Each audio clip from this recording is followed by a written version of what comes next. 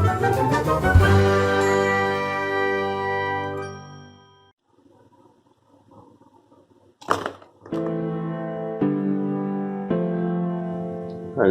sama siap lagi. Masih di Inktober 2020. Kali ini temanya slippery. Slippery itu artinya apa? Licin. Jadi langsung aja kita mari menggambar sesuatu yang licin. Nah, kira-kira apa yang mau saya gambar? Sesuatu yang licin. Coba perhatikan. Coba tonton terus. When you were all alone, oh I'll be there. Yeah, I'll be there. Oh, I'll be there for you. Oh, I can take your pain away. I can take it. I can take it. I can take your pain away from you. From you. I can take it, I can take it, I can take your pain away from you, from you. We could be anything.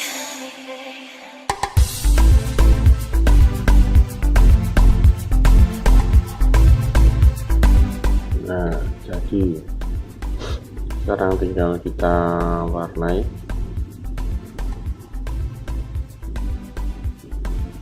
Kira-kira kenapa kok ini disebut slippery? Mari kita warnai biar kelihatan.